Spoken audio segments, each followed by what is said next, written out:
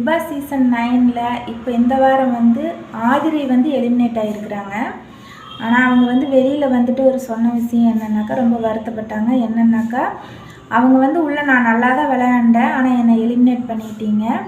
ஆனால் எந்த ஒரு தகுதியுமே இல்லாமல் திறமையும் இல்லாமல் இருக்கிறவங்களையெல்லாம் வந்து ஒன்றும் நீங்கள் பண்ணலை, நல்லா விளையாடக்கூடியவங்களை வந்து வெளியே அனுப்புகிறீங்க அப்படிங்கிற மாதிரி சொல்லி ரொம்ப வருத்தப்பட்டாங்க. நானும் அதை தான் சொல்கிறேன். ஆமாம், எனக்கும் கொஞ்சம் கஷ்டமாக தான் இருக்குது. ஏன்னா இவங்க வந்து நல்லா தான் விளையாடிட்டு இருந்தாங்க, நல்லா தான் அவங்களுடைய எஃபெக்ட் போட்டுருந்தாங்க. ஸோ இவங்க வந்து எலிமினேட் ஆகிடக்கூடாது. பிக் பாஸ் வந்து இவங்களை எலிமினேட் பண்ணது வந்து சரியா இல்லைன்னு எனக்கு தோணுது. அடுத்து வந்து பார்த்திங்கன்னா இவர் அடுத்த எலிமினேஷனில் இருக்கிறவங்க வந்து பார்த்திங்கனாக்கா திவாகர், கம்ருதீன், அப்புறம் கலையரசன், இவங்க 3 பேர் வந்து அடுத்த எடிக்ஷனில் இருக்கிறாங்க. ஸோ என்ன நடக்க போகுதுங்கிறத பொறுத்திருந்து பார்க்கலாம்.